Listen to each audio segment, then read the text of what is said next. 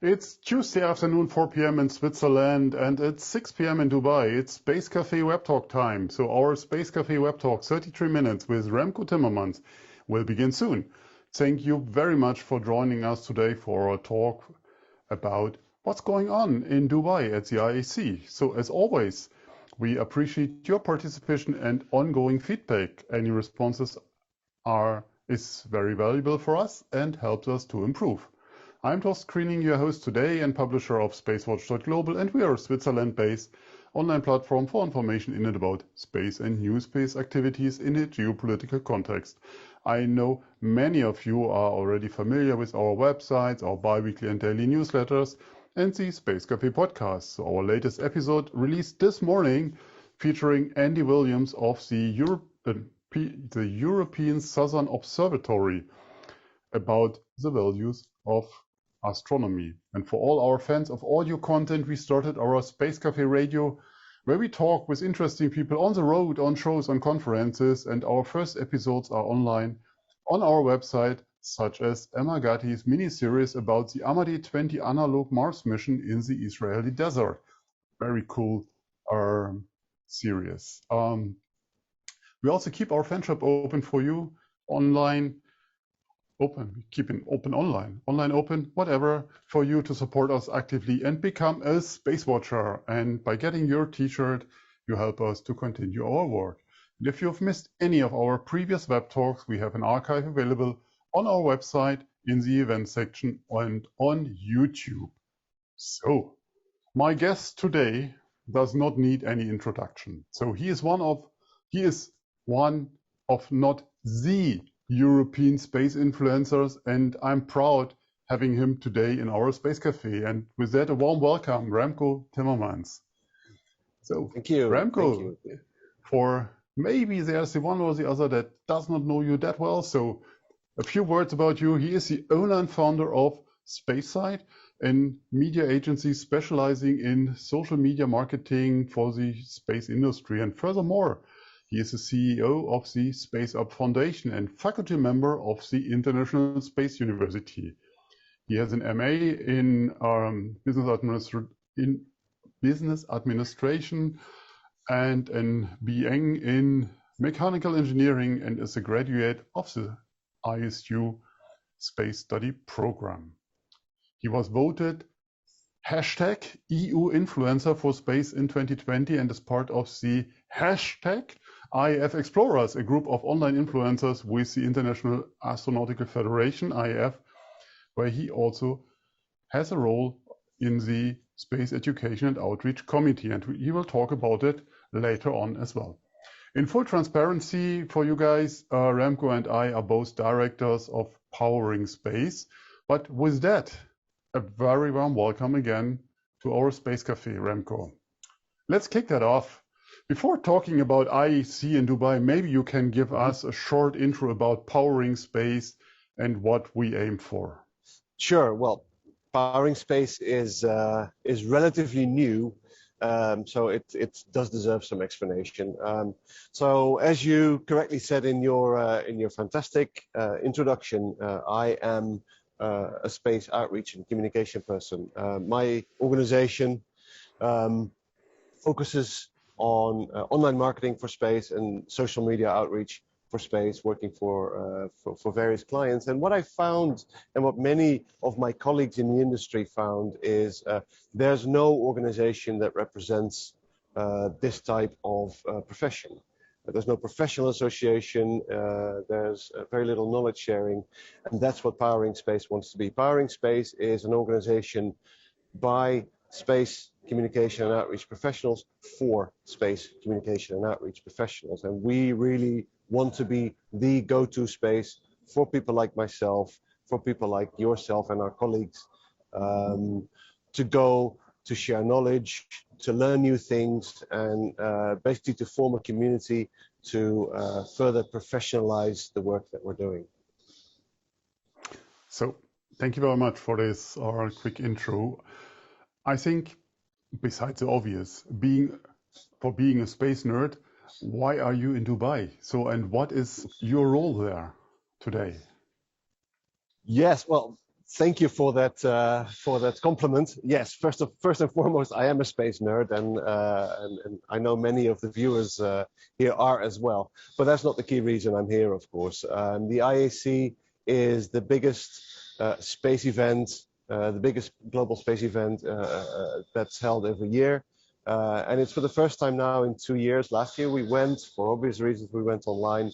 And now we are gathering back in person in Dubai to meet, to network, to learn, to share knowledge, to do everything what makes the space industry great. And everyone who means something in space, every organization is represented here.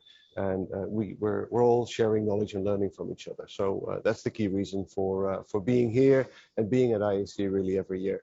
It's the space event of the year as far as I'm concerned. And can you tell us a little bit about your role with the IAF? Because I spoke about the space outreach role.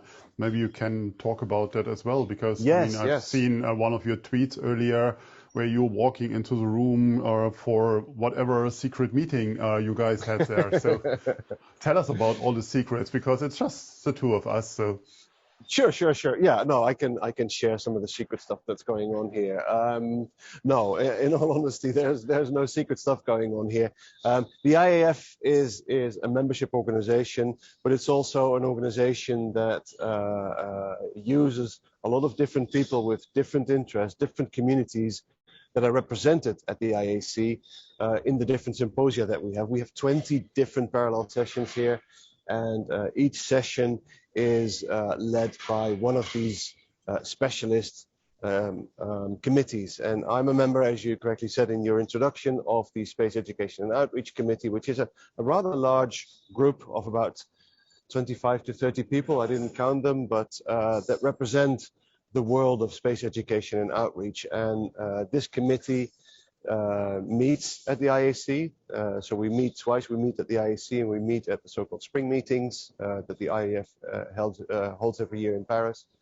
But we meet at the IAC to discuss how the symposium, the space education outreach symposium that we're having here is going. What are the lessons learned? How can we improve the session for next time? And basically, how can we make the IAC better and better every year? And for that, all the IAF committees, and there's at least 20 of them, they meet here because this is the place, again, where everybody from around the world gather. So today I happen to have one of those meetings. So there's a lot going on. It's not just the plenaries, it's not just the technical sessions, it's also meetings, not just for IAF, but also for lots of other NGOs, that just because this is the place where everyone comes together. So before talking about the IAC per se, I mean, what's up in Dubai these days? I mean, there's Expo started with the Space Week last week. We have the CAPSAT, so for the commercial satellite operators, at the same time. So is the city in a space fever now? I would say so. Yes, absolutely. Because as you said last week at the Expo, which is a big thing here in Dubai, but there was Space Week at the Expo, so it was sort of a mini IAC, if you like. That took place at the Expo, where all the countries showed the best of their space program. Lots of astronauts were there, lots of engineers and technical specialists and outreach people were all there. I wasn't, unfortunately. But yeah, here at IAC, there's not just the IAC in this building. We're here at the World Trade Center, which is a massive conference center. There's also, as you said, this CAPSAT event going on. So yeah, I would definitely say that at least for these 2 weeks, Dubai is the center of the space world, and rightfully so, because the local organizing committee, the Mohammed bin Rashid Space Center, is profiling itself very much with all these events. And well, as everyone who reads the news in the space industry knows, the Emirates are definitely pushing themselves as a spacefaring nation big time, with very, very ambitious plans. So now coming to the topic, so what's going on at IAC? So I mean, what is the difference to the last years? And I'm not counting the last year, of course, so, but what is the difference to Washington, the big thing, the Bremen one we had in Germany 3 years back now? Yeah, there's two big things. Of course, the biggest thing that's happening in the world at the moment is the pandemic, and the pandemic has a big impact. Last year we went online, but this year the pandemic has an influence in the sense that everything is socially distanced. I'm not wearing a mask right now, but people are looking at me because we wear masks. We take all the necessary measures, and there's also half the amount of people. We still live in a world where many people are simply unable to travel, can't make it for various reasons related to the pandemic. So this version of the IAC may be smaller in number of people, number of exhibitors, but at the same time, it represents the future, the short-term future, the post-pandemic world, in the sense that everybody here is really happy to meet again in person, is really happy to start looking each other in the face and doing business. I have never talked so much business at an event like this, and after all, that's why most of people come here to talk business. I have never talked so much business as here. The space world is ready for the post-pandemic era, whenever that will start. But this is a good example, and that is different than it was at other IACs. It's also different in the sense that this is the first time that an IAC is held in the Arab world at all. This is the 72nd edition, but the first time it is in one of the Arab nations. So yeah, I think that's a good sign. That is what the IAF wants to be. It wants to be the global face of the space industry, and now with the Arab world becoming part of the space world, if you like, it's only fair that it's held in Dubai, and that Dubai now is the heart of the space industry, really, at least for these 2 weeks. So, but what I'm taking is if we and our audience didn't make it to Dubai, we are not longer part of the relevant industry. I hope that's not what was underlying your statement, but no, don't get me wrong, no. But I have the feeling, following the social media channels, and so that there's still many people, as you said, can't make it, but Yes. The next generation is super active. I mean, all the students that couldn't meet anyone, like all of us, but for them more important than for the old guys in the game, to talk about their next steps. So they're pretty active. So from the distance, is it true that the average age of visitors is dropping dramatically? It is, and that is part of how the IAF itself, as a federation, is developing. Where maybe, and I shouldn't say this too loud, but it's just between you and me, right? That yeah. In the far past of IAF, it was sometimes seen as a club of grey older gentlemen, but that has changed dramatically over the last, I'd say, 15, 20 years, when the IAF and as part of, well, all global community started to recognize that if this industry wants to move into the future and evolve as any industry should, you need to bring in the young generation. In the last years, there has been a lot of emphasis within IAF to bring the younger generations on board. They did that by starting workforce development sessions, the YPP, the Young Professionals part of IAF, but also by adding SGAC to one of the key organizers of IAC every year, and that has led to a massive influx of the young generation, and now 50% of the visitors here. There's 4,000 people registered. Half of them are students and young professionals, really representing the voice of the new generation in space, which is so critical for the sustainability, really, of the industry. Wow, interesting. That's an interesting measure. So I mean, from a news point of view, I mean, I was fascinated over the last days to see also the geopolitical dimension of this event. I mean, Hmm. you mentioned it's representing the UAE and what they have worked on for the last years. But now there's also this process of lowering the borders and boundaries between the UAE or the Arab world and Israel. So, and I mean, 2 days back, I think they just announced together the Bereshit 2 mission as a common mission. I mean, do you have further information on that? And I would like to get in the question from Mark. So, how to bring the positive technical results to a political table? I think that's important. I mean, of course, being on the ground might limit your access to other information. Yes, well, there's several elements to this question that I can answer. First of all, I missed that news, and that is not so strange. There is so much going on in parallel here. There's about 25 parallel sessions, mind you, in different rooms that you miss more than that you see. And with my personal program here at IAC, I missed that news, so it's great to hear. What I do see, however, maybe related to that, is there's a very large Israeli delegation here.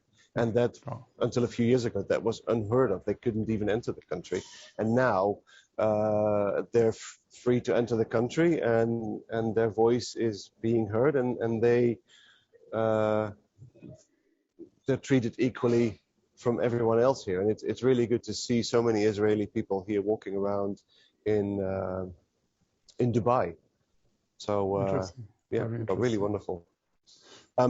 As far as the some other geopolitical things that are happening here, it's really important to realize that the IAF as itself is a global, non-political organization.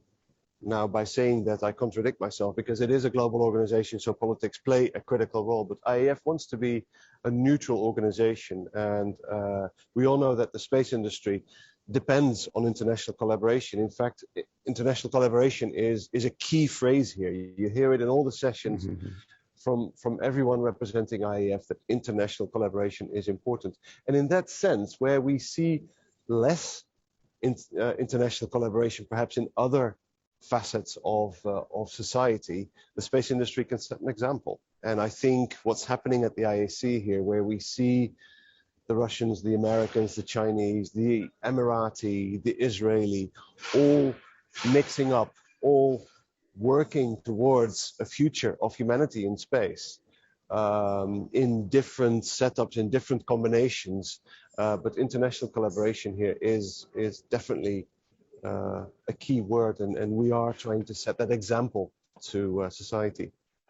In your sequence, at least I didn't hear it. You didn't say Europe. So does Europe not play a role anymore, or do we still have a role?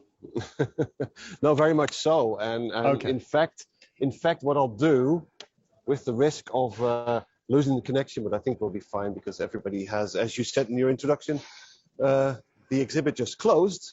So what I can do is maybe take you around and show you some of that stuff and how important Europe is. Because yes, Europe is still relevant, and Europe is a key player in the space world, more so than ever, I'd say. And Europe is very well represented here. So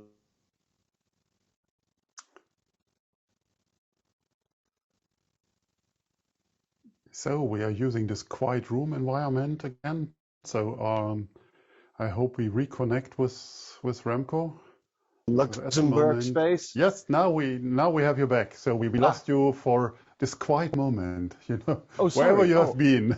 I'm really sorry. Yeah, that's the risk of walking around, I guess. But I'll try to take it slow and maybe stop at a point a little bit further, where you see another really important European thing that's really the eye-catcher of this conference. By the way, I can see and hear you. So if you lose me, then just make a hand signal. No, that's no problem. No, we see you, and okay, I guess you're walking around with your selfie stick now, yeah? So I am. Yes, I look like a tourist here, but if you look behind me here, I don't know if you can see this. Yeah.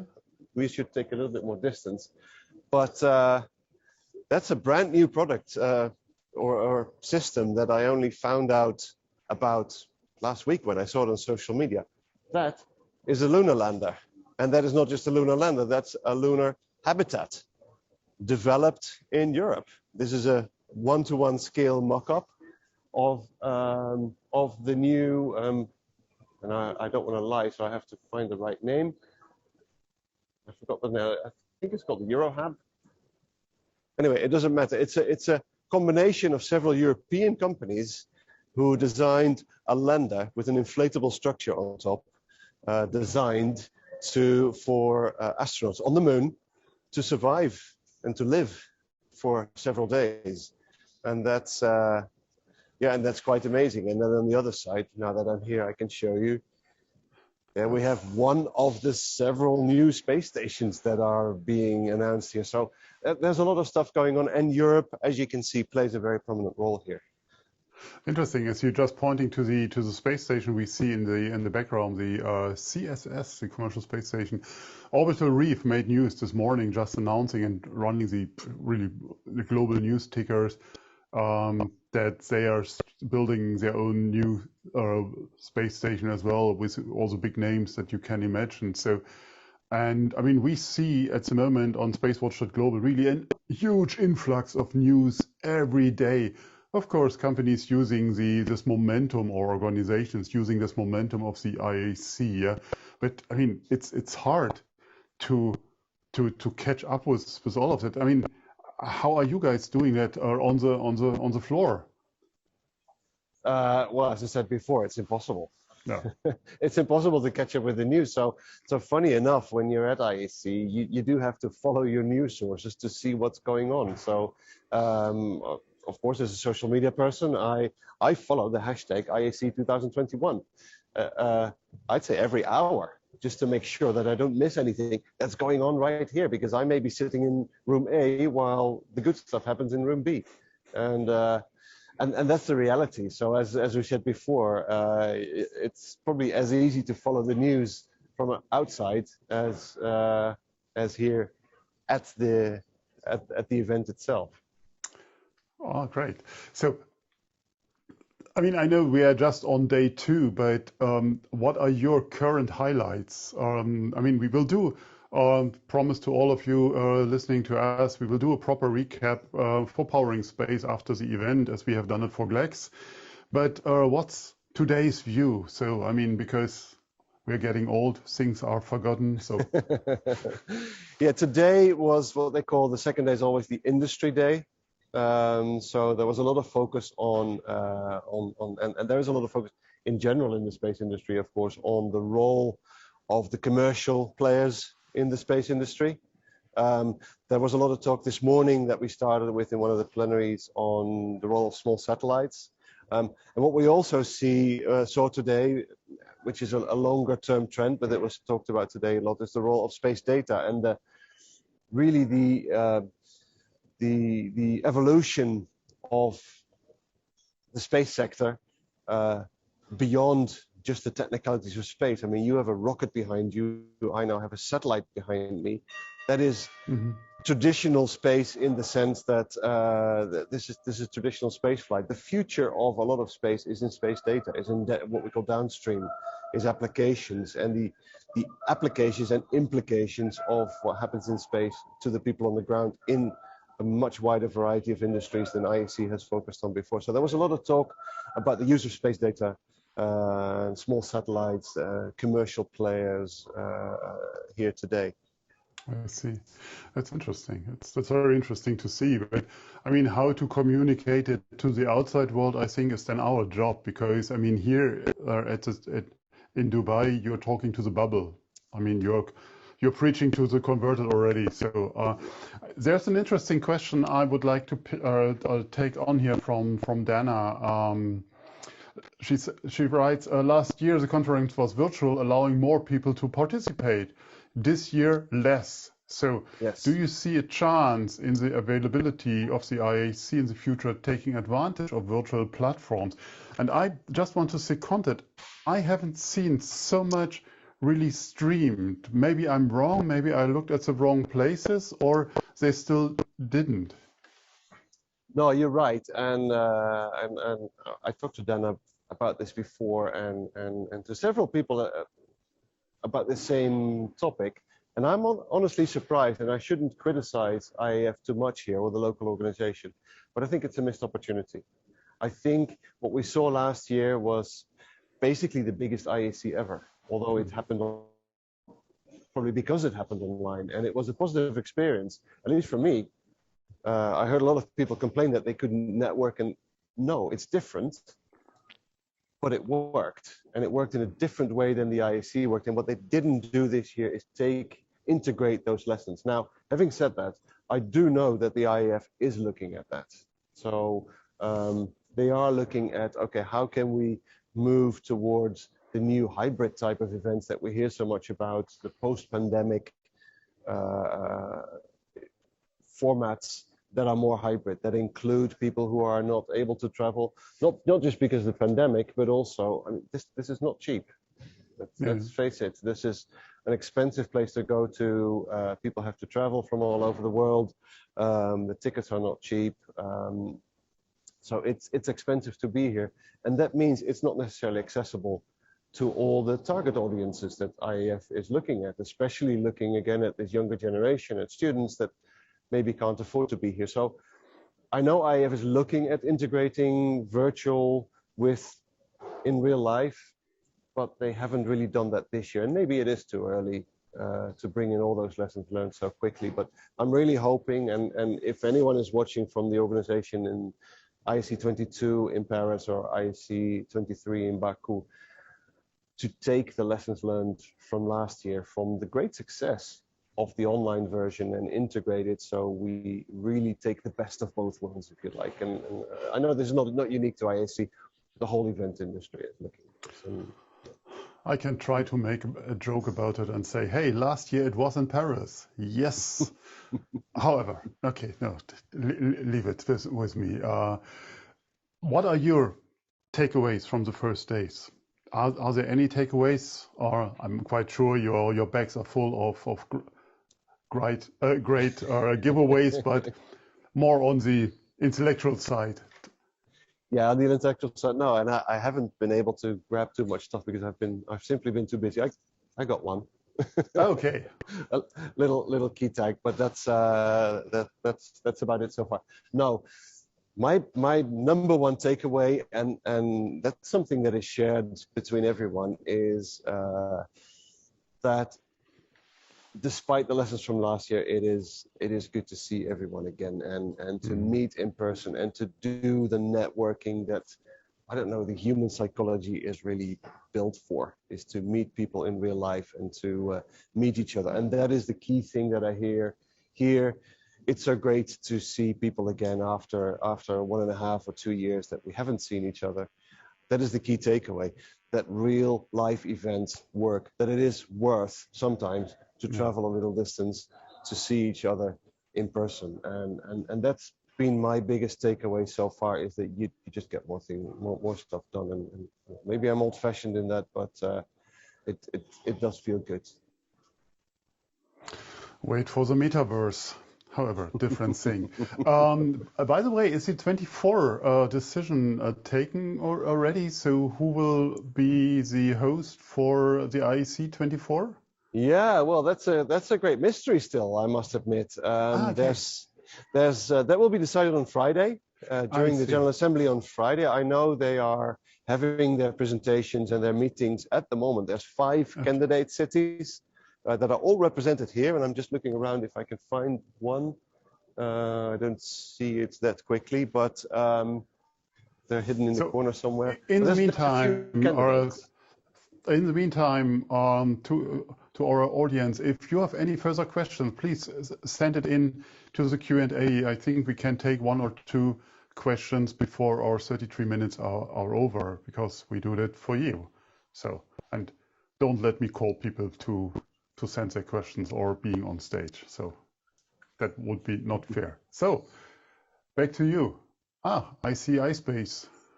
iSpace is here. Well, yeah, we talked about commercial space. So commercial space is very, very present here. Behind iSpace, and that's maybe a good example as well, is Amazon. Oh, Uh, interesting. so AWS has quite a big booth here, and that is everything to do with space data. Um, so of course, and I'll show you here. This is the. Yeah.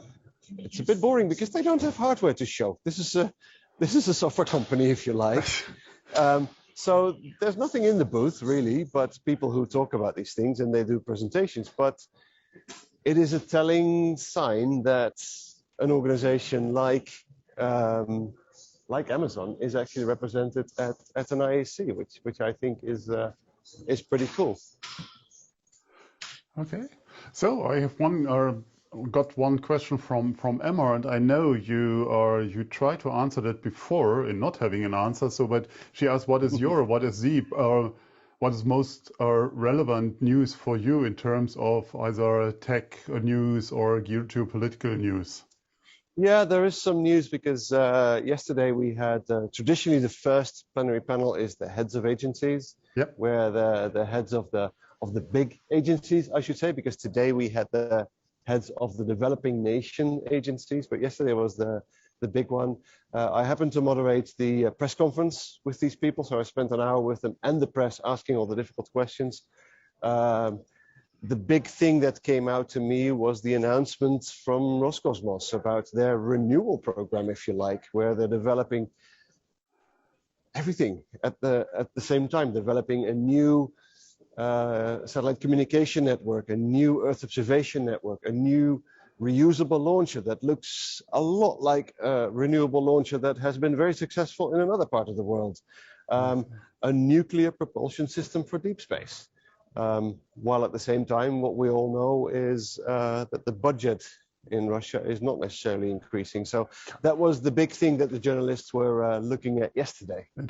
Interesting. I mean, today there was a news broken that Rogozin confirmed that Dragon crew is safe for Russian astronauts now. Yes, that was part of that same thing. That was actually a side note, and that's the interesting thing of how journalists interpret these things. That was a minor side note of what he mentioned, and that. Oh, do I see so. Skyrora? Did I've seen Skyrora behind you? No, what you see is Valley Space, okay. and what you see, and that's what I wanted to show. Andy is Richards asked for that. Yeah. Okay. Oh, that's and this is one of the candidate cities has a little booth here, Budapest, and in fact, the Hungarian ambassador in Dubai has a reception tonight because obviously they use all kinds of ways to attract people to their cause. So there's a reception with the Hungarian embassy, and that's my next stop here. So okay, then what's that? That's ISRO, isn't it? I'm in India right now. Yeah. And this is the new spacesuit that ISRO is developing. So ISRO has a big booth here full of rockets and satellites, but also their human spaceflight program. And that was something that Dr. Tivan announced yesterday, not necessarily the new program, but the progress on the Indian human spaceflight program, which was very interesting to listen to. And this is part of that. Cool. And am I still correct? Because looking at this at the spacesuit, they're training with the Russians or with the Americans? It's with Roscosmos, isn't it? It's an interesting mix between the two, isn't it? But yeah, no, this looks like just like what the Chinese did is take the Russian suit and give it a different color. With that, I leave you off the hook. Thank you very much, Remco. I mean, you can take off your video, or still walk around with us a bit. I'll do that. I thank you very much. What is that? That's Baku. Oh, but Baku is set, so it's Baku is set. It's in 2023, so they have a big booth because they know they got the deal. Yes. Okay. Oh, and maybe real quick, if I may. Sure. I haven't seen this one, so this is new for me as well. Oh, yeah. Oh, wow. Okay, that's a parachute one. Not bad. That's the parachute lander. Yeah. We were talking about that. So yeah, this is a big booth of the IAI. And not bad. They put parachutes right in the middle of their booth, so I only see this now. So there you go. Cool. Thank you very much, Remco. Have a wonderful evening, and to the rest of you. So, I mean, we are on our 33 minutes. It was an interesting experiment today, and I'm so happy it worked out so well to have you live on the floor in the one-person studio, cameraman or whatever setting.